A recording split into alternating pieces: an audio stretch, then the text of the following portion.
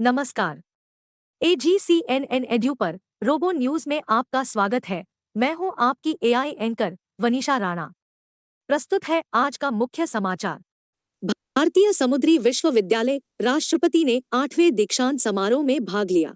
चेन्नई राष्ट्रपति श्रीमती द्रौपदी मुर्मू ने आज 27 अक्टूबर 2023 को चेन्नई, तमिलनाडु में भारतीय समुद्री विश्वविद्यालय के 8वें दीक्षांत समारोह में भागीदारी की और इस कार्यक्रम को संबोधित किया।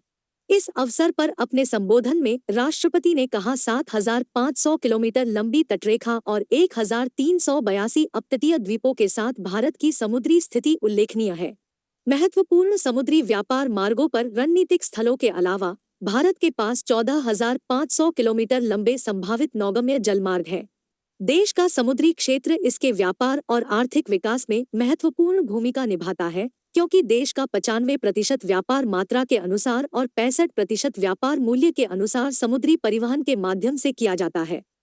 तटीय अर्थव्यवस्था 4 मिलियन से अधिक मछुआरों का भरण पोषण करती है और लगभग 2,50,000 मछली पकड़ने वाली नौकाओं के बेड़े के साथ भारत दुनिया का दूसरा सबसे बड़ा मछली उत्पादक देश है। राष्ट्रपति ने कहा कि इस क्षेत्र की क्षमता का पूरी तरह से दोहन करने से पूर्व हमें कई चुनौतियों से गुजरना होगा। गहराई पर प्रतिबंध के कारण बहुत सारे कंटेनर जहाजों के माल को पास के विदेशी बंदरगाहों पर ले जाया जाता है। व्यापारी और नागरिक जहाज निर्माण उद्योग में हमें दक्षता, प्रभावकारिता और प्रतिस्पर्धात्मकता के उच्चतम मानकों का लक्ष्य रखने की आवश्यकता है। भारतीय बंदरगाहों की परिचालन दक्षता को इस बदलते हुए समय में वैश्विक औसत बेंचमार्क से तालमेल बनाना आवश्यक है। भारतीय बंदरगाहों को अगले स्तर पर पहुंचने से पहले बुनियादी ढांचे और परिचालन संबंधी चुनौतियों का समाधान करना होगा। सागरमाला कार्यक्रम बंदरगाह विकास से बंदरगाह आधारित विकास की ओर एक महत्वपूर्ण कदम है। जलवायु आपदा हमारे समय की सबसे गंभीर चुनौतियों में से एक है, जिसमें तापमान और समुद्र का बढ़ता स्तर शामिल है। समुद्री क्षेत्र को जलवायु परिवर्तन से होने वाले प्रभावों से मुक्त रखने के लिए त्वरित, सक्रिय और शीघ्र कार्यवाही की जरूरत है, जिससे विशेषकर कमजोर समुदायों के बीच आजीविका बाधित होने का खतरा उत्पन्न न हो सके। छात्रों की व्यावसायिक जिम्मेदारी ही नहीं अपितु इकोसिस्टम को मजबूत बनाए रखने के प्रति भी उनका दायित्व है। समय की मांग है कि नौवहन सहित समुद्र संबंधी दीर्घकालिक और कुशल गतिविधियों का संचालन किया जा सके।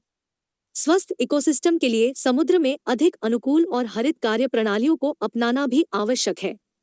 राष्ट्रपति ने कहा कि सबसे नए केंद्रीय विश्वविद्यालयों में से एक होने के बावजूद भारतीय समुद्री विश्वविद्यालय ने अपनी योग्यता सिद्ध की है।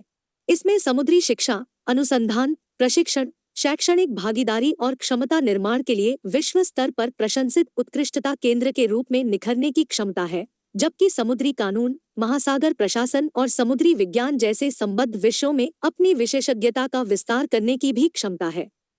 आज के लिए बस इतना ही। मुझे दीजिए इजाजत। नमस्कार।